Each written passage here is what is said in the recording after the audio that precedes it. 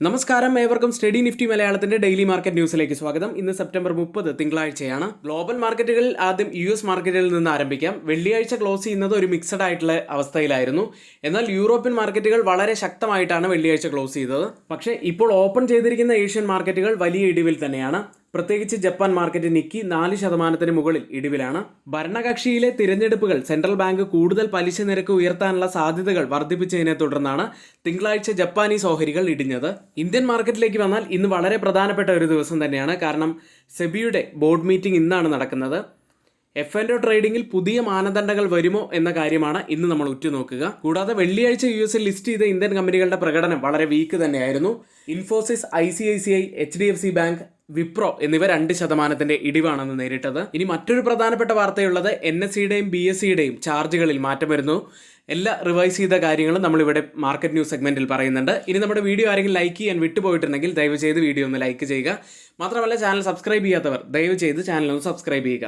നമ്മുടെ like ടാർഗറ്റായി fix ചെയ്തിരിക്കുന്നത് 150 ലൈക്കാണ്. അതുകൊണ്ട് എല്ലാവരും ലൈക്ക് ചെയ്യാൻ ശ്രമിക്കുക. കഴിഞ്ഞ 3 ദിവസങ്ങളിലെ ഏറ്റവും പ്രധാനപ്പെട്ട കുറച്ച് വാർത്തകളിലേക്കാണ് പോകുന്നത്. ആദ്യം ബസുമതി ഇതര വെള്ള അരി കയറ്റുമതിക്ക് ഏർപ്പെടുത്തിയ വിലക്ക് ഇന്ത്യ നീക്കിയിരിക്കുന്നു. ഇതുകൂടാതെ മിനിമം കയറ്റുമതി വിലയെക്കുറിച്ച് പറയുന്നത് ബസുമതി ഇതര വെള്ള അരി കയറ്റുമതിക്ക് ഇപ്പോൾ ഒരു ടണ്ണിന് $490 എന്ന കുറഞ്ഞ കയറ്റുമതി വില ആവശ്യമാണ്. മറ്റൊരു മുഖ്യമായ കാര്യം കൂടിയുള്ളത്, ഇത്തരത്തിലുള്ള അരിയെ കയറ്റുമതി തീരുവയിൽ നിന്നും ഒഴിവാക്കിയിരിക്കുന്നു. അതും വളരെ പ്രധാനപ്പെട്ട ഒരു കാര്യം തന്നെയാണ്. ഏതായാലും ഈ വാർത്തയുമായി ബന്ധപ്പെട്ട് ഇന്ന് ഫോക്കസിൽ ഉണ്ടാവാൻ സാധ്യതയുള്ള കമ്പനികളെ കുറിച്ച് കൂടി ഒന്ന് നോക്കാം. KRBL limited, LT foods, Chamanlal Setia exports, Kohinoor foods തുടങ്ങിയവ ഇന്ന് ഫോക്കസിൽ ഉണ്ടാവാനുള്ള സാധ്യതയുണ്ട്. മറ്റൊരു മുഖ്യമായ വാർത്തയുള്ളത് 2024 ഒക്ടോബർ 1 മുതൽ വോളിയം അടിസ്ഥാനമാക്കിയുള്ള സ്ലാബ് സംവിധാനത്തിൽ നിന്ന് എല്ലാ വിപണി പങ്കാളികൾക്കും ഏകീകൃത ഫീസ് ഘടനയിലേക്ക് മാറാനുള്ള സെബിയുടെ നിർദ്ദേശത്തെ തുടർന്ന് NSEയും BSEയും പുതുക്കിയ ഇടപാട് നിരക്കുകൾ നടപ്പിലാക്കും. ക്യാഷ് മാർക്കറ്റിൽ ട്രേഡ് മൂല്യത്തിന്റെ 1 ലക്ഷത്തിന് 2.97 രൂപ എന്ന നിരക്കിലാണ് ഇപ്പോൾ ട്രാൻസാക്ഷൻ ചാർജ് വരുന്നത്. മുൻപ് അത് 2.97 മുതൽ 3.22 രൂപ വരെ ആയിരുന്നു. ഇക്വിറ്റി ഫ്യൂച്ചറുകൾ ട്രേഡ് മൂല്യത്തിന്റെ 1 ലക്ഷത്തിന് 1.73 എന്ന നിലയിലാണ് ഇപ്പോൾ നിശ്ചയിച്ചിട്ടുള്ളത്. മുൻപ് അത് 1.73 മുതൽ 1.88 രൂപ വരെയായിരുന്നു. ഇക്വിറ്റി ഓപ്ഷനുകളുടെ കാര്യത്തിൽ പ്രീമിയം മൂല്യത്തിന്റെ 1 ലക്ഷത്തിന് 35.03 എന്ന നിലയിലാണ് പുതുക്കിയ ചാർജ് ഉള്ളത്. മുൻപ് അത് 29.5 മുതൽ 49.5 വരെയായിരുന്നു. കൂടാതെ equity futures, Sensex 50, stock options തുടങ്ങിയവയുടെ ചാർജുകളിൽ മാറ്റം വരുത്തിയിട്ടില്ല. ഏതായാലും ഈ വാർത്ത സംബന്ധിച്ച് വലിയ ആഘാതം വരാൻ സാധ്യതയുള്ളത് ഡിസ്കൗണ്ട് ബ്രോക്കർമാർക്കാണ്. പഴയ സമ്പ്രദായത്തിന് കീഴിലുള്ള കുറഞ്ഞ എക്സ്ചേഞ്ച് ചാർജുകളിൽ നിന്നുള്ള ലാഭവിഹിതം നഷ്ടപ്പെടുന്നതിനാൽ സെറോദ, ഏഞ്ചൽ വൺ, 5 പൈസ തുടങ്ങിയ ഡിസ്കൗണ്ട് ബ്രോക്കർമാർക്ക് വരുമാനം ബാധിക്കാനുള്ള സാധ്യതയുണ്ട്. സെറോദയ്ക്ക് ഏകദേശം 10%, ഏഞ്ചൽ വണ്ണിന് ഏകദേശം 8%-യും ഇടിവാണ് വരുമാനത്തിൽ വരാൻ സാധ്യതയുള്ളത്. ഈ ഒരു കാര്യം കൊണ്ട് തന്നെ ഇന്ന് ഈ സ്റ്റോക്കുകൾ ഫോക്കസിലുണ്ടായിരിക്കും എന്ന കാര്യത്തിൽ തർക്കമില്ല. മറ്റ് സ്റ്റോക്ക് ന്യൂസുകളിലേക്കാണ്. ആദ്യം ജംന ഓട്ടോയുടെ റിസൾട്ടാണ് വെള്ളിയാഴ്ച പുറത്തു വന്നിരുന്നത്. ആ റിസൾട്ട് നമുക്കൊന്ന് നോക്കാം. നെറ്റ് പ്രോഫിറ്റായി കമ്പനി രേഖപ്പെടുത്തിയിരിക്കുന്നത് 463.8 മില്യൺ ആണ്. കഴിഞ്ഞ വർഷം ഇതേ കാലയളവിൽ 456 മില്യൺ ആയിരുന്നു കമ്പനിയുടെ ലാഭമായി ഉണ്ടായിരുന്നത്. ചെറിയ ഒരു ഇമ്പ്രൂവ്മെൻറ്റ് നമുക്ക് ലാഭത്തിൽ കാണാം. റവന്യൂവിൽ 5.57 ബില്യനാണ് റവന്യൂ ആയി റിപ്പോർട്ട് ചെയ്തത്. കഴിഞ്ഞ വർഷം ഇതേ കാലയളവിൽ 5.75 ബില്യൺ ആയിരുന്നു റവന്യൂ ആയി ഉണ്ടായിരുന്നത്. അതായത് റവന്യൂവിൽ ഒരു ഇടിവാണ് സംഭവിച്ചിരിക്കുന്നത്. എബിറ്റ 866 മില്യനും അത് കഴിഞ്ഞ വർഷം ഇതേ കാലയളവിൽ 849.3 മില്യനും ആയിരുന്നു. അടുത്തത് അവൻടെൽ ലിമിറ്റഡ് എന്ന കമ്പനിയാണ്. കമ്പനിക്ക് 44.49 കോടി രൂപയുടെ പുതിയ ഒരു ഓർഡർ ലഭിച്ചിരിക്കുന്നു. L&Tയിൽ നിന്നാണ് കമ്പനിക്ക് ഓർഡർ ലഭിച്ചിരിക്കുന്നത്. മറ്റൊരു കമ്പനി മഹാനഗർ ഗ്യാസ് ലിമിറ്റഡ് ആണ്. LIC കമ്പനിയുടെ ഷെയർ ഹോൾഡിംഗ് ഇപ്പോൾ കുറച്ചിരിക്കുന്നു. ആദ്യം 9.030% കമ്പനിയുടെ ഷെയർ ഹോൾഡിംഗ് ഉണ്ടായിരുന്നത്. എന്നാൽ ഇപ്പോൾ അത് 6.939%. അടുത്തത് വെൽപ്സൺ എന്റർപ്രൈസസ് എന്ന കമ്പനിയാണ്.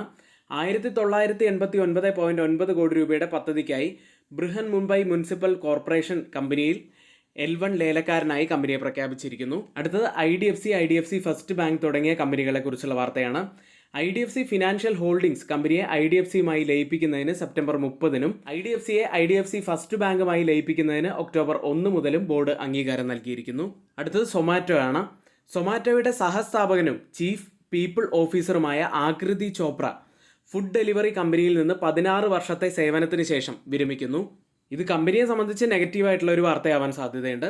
അടുത്തത് BSE ആണ്. എക്സ്ചേഞ്ചുകൾ അതിൻ്റെ സെൻസെക്സ് ബാങ്കെക്സ് ഓപ്ഷനുകൾക്കുള്ള പ്രീമിയം വിറ്റുവരവ് മൂല്യത്തിൻ്റെ 1,02,250 രൂപയായി പുതുക്കി. ഒക്ടോബർ 1 മുതലാണ് ഇത് പ്രാബല്യത്തിൽ വരിക. ഇനി നമ്മുടെ ഏറ്റവും ഹൈലൈറ്റ് ആയ സെഷൻ രാവിലെ നടക്കാറുള്ള 11:30 മുതൽ 3:30 വരെയുള്ള യൂട്യൂബ് ലൈവ് തന്നെയാണ്. നിങ്ങൾക്ക് എല്ലാ കാര്യങ്ങളും പഠിച്ചുകൊണ്ട് ട്രേഡ് ചെയ്യാൻ കഴിയുന്ന ഒരു അവസരമാണ്. അപ്പോൾ എല്ലാവരും ഉപയോഗിക്കാൻ ശ്രമിക്കുക. ഇനി ഒരുപക്ഷെ സ്റ്റുഡൻസിന് നമ്മുടെ ലൈവ് കാണാൻ സാധിക്കുന്നില്ല എങ്കിൽ തൊട്ടുമുകളിൽ നമ്മളിവിടെ ഒരു വാട്സപ്പ് നമ്പർ നൽകിയിട്ടുണ്ട്. ആ നമ്പറിൽ മെസ്സേജ് അയച്ചതിന് ശേഷം നിങ്ങൾക്ക് ഞങ്ങളുടെ എഡ്യൂക്കേഷൻ ടെലഗ്രാം ചാനലിൽ ജോയിൻ ചെയ്യാവുന്നതാണ്. എല്ലാ എഡ്യൂക്കേഷൻ വ്യൂസും നിങ്ങൾക്ക് അവിടെ നിന്നും ലഭിക്കുന്നതുമാണ്. വരാനിരിക്കുന്ന ആഴ്ചയിലെ പ്രധാനപ്പെട്ട ഇവൻസുകളിലേക്കാണ്. ഈ ആഴ്ച വളരെ പ്രധാനപ്പെട്ടതാണ്. കാരണം ഇന്ത്യയുടെ സൈഡിൽ നിന്നും manufacturing and services PMI data പുറത്തു വരുന്നുണ്ട്. ഓട്ടോ സെയിൽസ് ഡാറ്റ പുറത്തു വരുന്നുണ്ട്. പവലിൻ്റെ സ്പീച്ച്, അതുപോലെ US ജോബ്സ് ഡാറ്റ എന്നിവയൊക്കെ ഉണ്ട്. തിങ്കളാഴ്ച സെപ്റ്റംബർ 20-ന് UK GDP ഗ്രോത്ത് റേറ്റ് ആണ് ആദ്യം പുറത്തു വരുന്നത്. അന്ന് തന്നെ ഇന്ത്യയുടെ ഇൻഫ്രാസ്ട്രക്ചർ ഔട്ട്പുട്ട് ഡാറ്റയും ചൈന കാക്സിൻ മാനുഫാക്ചറിങ് PMI ഡാറ്റയും പുറത്തു വരും. ചൊവ്വാഴ്ചയാണ് ഒക്ടോബർ 1. ആ ദിവസം ഇന്ത്യയുടെ മാനുഫാക്ചറിങ് PMI ഡാറ്റ പുറത്തു വരും. Euro area manufacturing PMI data, euro area inflation data, US manufacturing PMI data എന്നിവ ഉണ്ട്. ബുധനാഴ്ച ഒക്ടോബർ 2-ന് യൂറോ ഏരിയ അൺഎംപ്ലോയ്മെൻറ്റ് റേറ്റ് പുറത്തു വരും. വ്യാഴാഴ്ച ഒക്ടോബർ 3-ന് US സർവീസസ് PMI ഡാറ്റയാണുള്ളത്. വെള്ളിയാഴ്ച ഒക്ടോബർ 4-ന് India foreign exchange reserves data, US unemployment rate എന്നിവ പുറത്തു വരും. ഈ പറഞ്ഞ എല്ലാ ഇവൻസിൻ്റെയും അപ്ഡേറ്റ് അതാത് ദിവസങ്ങളിൽ തന്നെ നമ്മൾ കൊടുക്കുന്നതാണ്. അതുകൊണ്ട് എല്ലാവരും പ്രീ മാർക്കറ്റ് വീഡിയോ കാണാൻ ശ്രമിക്കുക. മാർക്കറ്റിൽ സംഭവിച്ച ഏറ്റവും പ്രധാനപ്പെട്ട കുറച്ച് കാര്യങ്ങളിലേക്ക്. തുടർച്ചയായ 3ാമത്തെ ആഴ്ചയാണ് നിഫ്റ്റി പോസിറ്റീവ് ക്ലോസ് ചെയ്യുന്നത്. എല്ലാ ഇൻഡെക്സുകളും കഴിഞ്ഞ ആഴ്ച നേട്ടത്തിൽ തന്നെയാണ് ക്ലോസ് ചെയ്തത്. പക്ഷേ അതിൽ കൂടുതൽ നേട്ടം ഉണ്ടാക്കിയത് മെറ്റൽ ഇൻഡെക്സ് ആയിരുന്നു. 7% ഉയർന്നു. അതിനുശേഷം ഓട്ടോ സെക്ടർ 5% ഉയർന്നു. BPCL, ടാറ്റ സ്റ്റീൽ എന്നിവ ടോപ്പ് ഗെയിനേഴ്സായി മാറി. സ്റ്റോക്കുകളിൽ റിലയൻസ് ഇൻഡസ്ട്രീസ് അവസാന മണിക്കൂറിൽ നല്ല നേട്ടമുണ്ടാക്കി, 2% ഉയർന്നു. ആക്സെഞ്ചറിന്റെ റിസൾട്ടുകൾക്കും ഗൈഡൻസിനും ശേഷം IT സെക്ടർ 1 മുതൽ 2% വരെ ഉയർന്നു. ഓയിൽ മാർക്കറ്റിംഗ് കമ്പനികളായ BPCL, HPCL എന്നിവ 6% ഉയർന്നു. മോർഗൻ സ്റ്റാൻലി ഡൗൺഗ്രേഡ് ചെയ്തതിനു ശേഷം പവർ ഗ്രിഡ് ഏകദേശം 3% ഇടിഞ്ഞു. ഇതുകൂടാതെ ഷുഗർ, എത്തനോൾ പ്രൈസുകൾ ഗവൺമെന്റ് ഓഫ് ഇന്ത്യ വർദ്ധിപ്പിക്കും എന്ന വാർത്ത വന്നതോടെ ഷുഗർ സ്റ്റോക്കുകൾ ഉയർന്നു. അപ്പോൾ അന്ന് ആ വീഡിയോ കണ്ടവർക്ക് ആ മൂവ്മെന്റ് ക്യാച്ച് ചെയ്യാൻ കഴിഞ്ഞിട്ടുണ്ടാവും എന്ന് കൂടി പ്രതീക്ഷിക്കുന്നു. ഇനി നിഫ്റ്റിയിലേക്ക്. 26,175-ൽ 40 പോയിന്റ്സ് ഇടിഞ്ഞാണ് വെള്ളിയാഴ്ച നിഫ്റ്റി ക്ലോസ് ചെയ്യുന്നത്. വീക്ക്ലി ഗെയിൻസ് ശക്തമായി തന്നെ തുടരുന്നു. കഴിഞ്ഞ ആഴ്ചയും നിഫ്റ്റി ഏകദേശം 1.5% ഉയർന്നു. അതിന് മുൻപുള്ള ആഴ്ചയിൽ 1.71% ഉയർന്നു. അതിന് മുൻപ് 2%-ന് മുകളിൽ നേട്ടമുണ്ടായിരുന്നു. ഏതായാലും വീക്ക്ലിയിലും ഡെയിലിയിലുമൊക്കെ ശക്തമായി തന്നെയാണ് നിഫ്റ്റി ഇപ്പോഴും ഉള്ളത്. ഇതോടെ ഇന്ത്യ വിക്സ് 2 ആഴ്ചത്തെ ഏറ്റവും താഴ്ന്ന നിലയിലാണ് ട്രേഡ് ചെയ്യുന്നത്. നമ്മൾ പറഞ്ഞു സെന്റിമെന്റ് ഇപ്പോഴും ബുള്ളിഷ് തന്നെയാണ്. എന്നിരുന്നാലും അപ്സൈഡിൽ 26,500 ടച്ച് ചെയ്യാനുള്ള സാധ്യതകൾ ഇപ്പോഴത്തെ ഈ ഒരു നില വെച്ച് കൂടുതലാണ്. ഇനി ഒരുപക്ഷെ നിഫ്റ്റിക്ക് 26,000 ഹോൾഡ് ചെയ്യാൻ സാധിച്ചില്ലെങ്കിൽ അതൊരു സൈക്കോളജിക്കൽ ലെവൽ കൂടിയാണ്. അതുകൊണ്ട് തന്നെ ആ ലെവൽ ഹോൾഡ് ചെയ്യാൻ സാധിച്ചില്ലെങ്കിൽ നിഫ്റ്റി ഒരു ബിയറിഷ്നെസ്സിലേക്ക് പോകാനുള്ള സാധ്യതകളും കൂടുതലാണ്. കാരണം ഒരു ഹൈ ലെവലിലാണ് ഇപ്പോൾ നിഫ്റ്റി ട്രേഡ് ചെയ്യുന്നത്. അപ്സൈഡിൽ നമ്മൾ ക്രൂഷ്യലായി വാച്ച് ചെയ്യേണ്ട ഒരു ലെവൽ എന്നത് 26,400 മുതൽ 26,500 വരെയുള്ള ലെവലാണ്. വീക്ക്ലിയിൽ ഒരു സ്ട്രോങ് ബുള്ളിഷ് ക്യാൻഡിലാണ് ഫോം ആയിരിക്കുന്നത്. എന്നാൽ വെള്ളിയാഴ്ചത്തെ ഡെയിലി ക്യാൻഡിൽ നോക്കുകയാണെങ്കിൽ ഒരു ബിയറിഷ് ക്യാൻഡിലാണ് വെള്ളിയാഴ്ച ഫോം ആയിരിക്കുന്നത്. അടുത്തതായി നിഫ്റ്റിയിലെ കൂടുതൽ ഓപ്പൺ ടെസ്റ്റ് രേഖപ്പെടുത്തിയ കോൾ സൈഡിലെയും പുട്ട് സൈഡിലെയും സ്ട്രൈക്കുകളിലേക്കാണ്. ആദ്യം 27,000-ലാണ് കൂടുതൽ ഓപ്പൺ ടെസ്റ്റ് രേഖപ്പെടുത്തിയിരിക്കുന്ന ആദ്യത്തെ സ്ട്രൈക്ക് ഉള്ളത്. അതിനുശേഷം 26,500 സ്ട്രൈക്കും അതിനുശേഷം 26,200 സ്ട്രൈക്കിലുമാണ്. പുട്ട് സൈഡിൽ കൂടുതൽ ഓപ്പൺ ടെസ്റ്റ് രേഖപ്പെടുത്തിയിരിക്കുന്ന ആദ്യത്തെ സ്ട്രൈക്ക് 26,000-ആണ്. അതിനുശേഷം 26,200 സ്ട്രൈക്കും അതിനുശേഷം 25,500 സ്ട്രൈക്കിലുമാണ്. ഓപ്പൺ ഇൻട്രസ്റ്റ് ഡാറ്റ പ്രകാരം റെസിസ്റ്റൻസ് ആവാൻ സാധ്യതയുള്ളത് 26,200-ഉം സപ്പോർട്ട് ആവാൻ സാധ്യതയുള്ളത് 26,000-ഉമാണ്. അടുത്തതായി change in open interest data പ്രകാരം കോൾ സൈഡിലും പുട്ട് സൈഡിലും വന്ന വ്യത്യാസങ്ങളാണ് പരിശോധിക്കുന്നത്. ആദ്യം 26,200 സ്ട്രൈക്കിൽ 78% വർധനവാണ് പുട്ട് സൈഡിൽ കാണുന്നത്. ഒരു ലോങ് ബിൽഡപ്പാണ്. എന്നാൽ കോൾ സൈഡും അത്ര തന്നെ സ്ട്രോങ് അല്ലെങ്കിലും 49% വർധനവ് കാണുന്നുണ്ട്. ഒരു ഷോർട്ട് ബിൽഡപ്പ് കാണാം അവിടെ. 26,150 സ്ട്രൈക്കിൽ 162% വർധനവാണ് പുട്ട് സൈഡിൽ കാണുന്നത്. ലോങ് ബിൽഡപ്പാണ്. 69% വർധനവ് കോൾ സൈഡിൽ ഒരു ഷോർട്ട് ബിൽഡപ്പ് ഉണ്ട്. 26,250 സ്ട്രൈക്കിൽ 155% വർധനവ് പുട്ട് സൈഡിൽ ലോങ് ബിൽഡപ്പ്.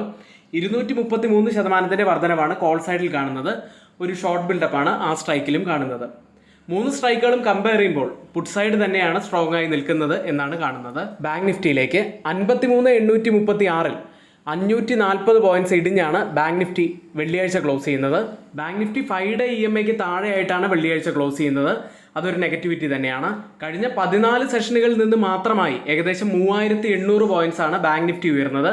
അതായത് ഒരു ഷാർപ്പ് റാലി തന്നെയായിരുന്നു ബാങ്ക് നിഫ്റ്റിയിൽ കണ്ടത്. അതുകൊണ്ട് തന്നെ ഒരു റിവേഴ്സലിനുള്ള സാധ്യതകൾ നമുക്കൊരിക്കലും തള്ളിക്കളയാനും സാധിക്കില്ല.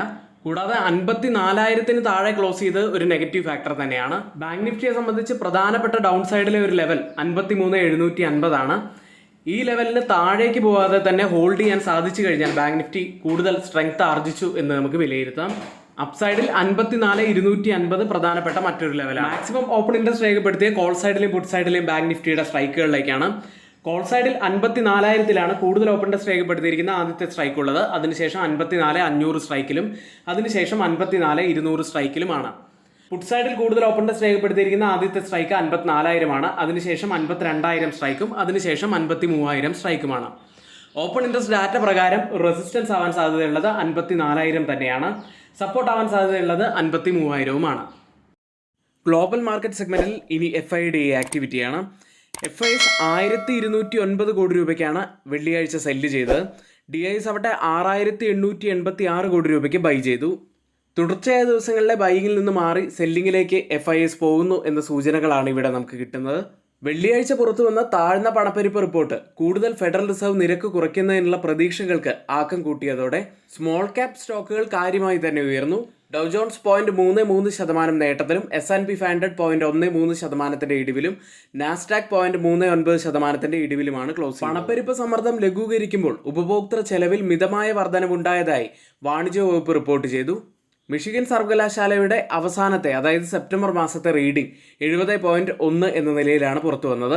സാമ്പത്തിക വിദഗ്ധർ പ്രതീക്ഷിച്ചത് 69.3 ആയിരുന്നു. എന്നാൽ പ്രതീക്ഷയേക്കാൾ കൂടുതലായിട്ടാണ് ഇപ്പോൾ ഡാറ്റ പുറത്തു വന്നിരിക്കുന്നത്. ഇനിയും റേറ്റ് കട്ട് ഉണ്ടാകും എന്ന പ്രതീക്ഷകൾ വന്നതോടെ സ്മോൾ ക്യാപ് റസൽ 2000 0.67% ഉയർന്നത്. ഇനി CME ഫെഡ് വാച്ച് റൂൾ പ്രകാരം നവംബറിൽ നടക്കുന്ന ഫെഡറൽ റിസർവ് മീറ്റിംഗിൽ 50 ബേസിസ് പോയിന്റ്സ് റേറ്റ് കട്ടിനുള്ള സാധ്യത ഇപ്പോൾ 52.1%. ഈ ആഴ്ച ലേബർ മാർക്കറ്റിൽ നിന്നും ധാരാളം പ്രധാനപ്പെട്ട ഡാറ്റകൾ വരുന്നുണ്ട്. അത് തന്നെയായിരിക്കും ഫെഡിന്റെ ശ്രദ്ധയിലുണ്ടായിരിക്കുക. US ലിസ്റ്റ് ചെയ്ത ഇന്ത്യൻ കമ്പനികളുടെ പ്രകടനത്തിലേക്കാണ്. ആദ്യം ഇൻഫോസിസ് 2.45% ഇടിഞ്ഞത്. വിപ്രോ 1.97% ഇടിഞ്ഞു. ബാങ്കിങ് സൈഡിൽ ICICI ബാങ്ക് 2.17% ഇടിഞ്ഞപ്പോൾ HDFC ബാങ്ക് 2.20% ഇടിഞ്ഞത്. റിലയൻസ് ഇൻഡസ്ട്രീസ് 0.9% ഇടിവ് നേരിട്ടു. ഇപ്പോൾ ട്രേഡിംഗ് ആരംഭിച്ച US മാർക്കറ്റിന്റെ ഫ്യൂച്ചേഴ്സ് ചെറിയ പോസിറ്റിവിറ്റിയിലാണ്. ഡൗ ജോൺസ് 0.08% നേട്ടത്തിലും S&P 500 0.10% നേട്ടത്തിലും ട്രേഡ് ചെയ്യുന്നു. യൂറോപ്യൻ മാർക്കറ്റിലേക്ക് വെള്ളിയാഴ്ച യൂറോപ്യൻ മാർക്കറ്റുകളെല്ലാം പോസിറ്റീവിൽ തന്നെയാണ് ക്ലോസ് ചെയ്യുന്നത്. UK മാർക്കറ്റ് FTSE 0.43% നേട്ടത്തിലും ജർമ്മൻ മാർക്കറ്റ് DAX 1.22% നേട്ടത്തിലും ഫ്രാൻസ് മാർക്കറ്റ് CAC 0.64% നേട്ടത്തിലുമാണ് ക്ലോസ് ചെയ്യുന്നത്. പാൻ യൂറോപ്യൻ സ്റ്റോക്ക് 600 0.52% ഉയർന്ന് ഓൾ ടൈം ഹൈ ഹിറ്റ് ചെയ്തു. കെമിക്കൽ സെക്ടറിലുള്ള കമ്പനികൾ 2.75% ഉയർന്നു. ഓട്ടോ സ്റ്റോക്കുകൾ 2.23% ഉയർന്നു. ഇപ്പോൾ ട്രേഡിംഗ് ആരംഭിച്ച യൂറോപ്യൻ മാർക്കറ്റിന്റെ ഫ്യൂച്ചേഴ്സ് DAX 0.09% ഇടിവിലും CAC 0.27% നേട്ടത്തിലും FTSE 0.16% നേട്ടത്തിലും ട്രേഡ് ചെയ്യുന്നു. ഏഷ്യൻ മാർക്കറ്റിലേക്ക് ചൈനീസ് മാർക്കറ്റ് ആയിരുന്നു കഴിഞ്ഞ ആഴ്ച ഫോക്കസിൽ ഉണ്ടായിരുന്നത്. പീപ്പിൾസ് ബാങ്ക് ഓഫ് ചൈന അതിൻ്റെ 7 ദിവസത്തെ റിപ്പോ നിരക്ക് 1.5% കുറയ്ക്കുകയാണെന്ന് പറഞ്ഞു. ഏകദേശം 3 മാസത്തിനിടയിലെ രണ്ടാമത്തെ റേറ്റ് കട്ടായിരുന്നു അത്. ധനകാര്യ സ്ഥാപനങ്ങളുടെ കരുതൽ ആവശ്യകത അനുപാതം 0.5% കുറച്ചു. ഇതോടെ ചൈനീസ് വിപണി 16 വർഷത്തിനിടയിലെ ഏറ്റവും ഉയർന്ന നിലയിലെത്തി. 15.7% ഉയർന്നത്. ഇപ്പോൾ ട്രേഡിംഗ് ആരംഭിച്ച ഏഷ്യൻ മാർക്കറ്റുകളിൽ ഗിഫ്റ്റ് നിഫ്റ്റി ഉള്ളത് 26,315 എന്ന നിലയിലാണ്. 38 പോയിന്റ്സ് ഡൗൺ സൈഡിലാണ് ഇപ്പോൾ ട്രേഡ് ചെയ്യുന്നത്. അതായത് ഇപ്പോഴത്തെ ഈ ഒരു നില വെച്ച് നിഫ്റ്റിയിൽ നമുക്ക് 30 മുതൽ 35 പോയിന്റ്സിന്റെ ഒരു ഗ്യാപ് ഡൗൺ ഓപ്പണിങ്ങിനാണ് സാധ്യതയുള്ളത്. ഇപ്പോൾ വലിയ ഇടിവിലുള്ളത് ജപ്പാൻ മാർക്കറ്റ് നിക്കിയാണ്. 4% മുകളിലാണ് ഇപ്പോൾ ഇടിഞ്ഞിരിക്കുന്നത്. തായ്വാൻ മാർക്കറ്റ് 0.76% ഇടിവിലും കോസ്പി മാർക്കറ്റ് 0.70% ഇടിവിലും സിംഗപ്പൂർ മാർക്കറ്റ് 0.06% നേട്ടത്തിലും ട്രേഡ് ചെയ്യുന്നു. ഓയിൽ പ്രൈസുകളിലേക്ക് സൗദി അറേബ്യയിൽ നിന്നുള്ള വർദ്ധിച്ചു വരുന്ന എണ്ണ വിതരണത്തിന്റെ സാധ്യത ചൈനയുടെ സമ്പദ് വ്യവസ്ഥയെ ഉത്തേജിപ്പിക്കാനുള്ള ശ്രമങ്ങളെ മറികടക്കുന്നതിനാൽ വെള്ളിയാഴ്ച US ക്രൂഡ് ഓയിൽ വീണ്ടും ഇടിയുന്ന ഒരു കാഴ്ചയാണ് കണ്ടത്. കഴിഞ്ഞ ആഴ്ച US ക്രൂഡ് ഓയിൽ ഏകദേശം 5% ഇടിഞ്ഞപ്പോൾ ബ്രന്റ് ഏകദേശം 4% ഇടിഞ്ഞത്. ബ്രന്റ് ഫ്യൂച്ചേഴ്സ് ഉള്ളത് $71.64 പെർ ബാരൽ എന്ന നിലയിലാണ് 0.14% നേട്ടത്തിൽ ട്രേഡ് ചെയ്യുന്നു.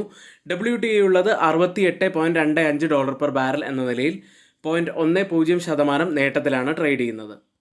ഇന്ന് നമ്മൾ ശ്രദ്ധിക്കേണ്ട ഏറ്റവും പ്രധാനപ്പെട്ട കുറച്ച് വാർത്തകൾ ഏറ്റവും ഓതറൈസ്ഡ് ആയിട്ടുള്ള സൈറ്റുകളായ Moneycontrol, Mint, Reuters, CNBC, Financial Express തുടങ്ങിയ മാധ്യമങ്ങളിൽ നിന്നാണ് നമ്മൾ എടുക്കാറുള്ളത്. മറ്റുള്ളവയെല്ലാം നമ്മുടെ വ്യൂസ് ആണ്. അതൊന്നും ഒരു റെക്കമെൻഡേഷൻ അല്ല, നിങ്ങളുടെ എഡ്യൂക്കേഷണൽ പർപ്പസിന് വേണ്ടി മാത്രമാണ് ഷെയർ ചെയ്യുന്നത്. എങ്കിൽ ഇന്നത്തെ വീഡിയോ ഇവിടെ പൂർത്തിയാവുന്നു. ഏവർക്കും നന്ദി.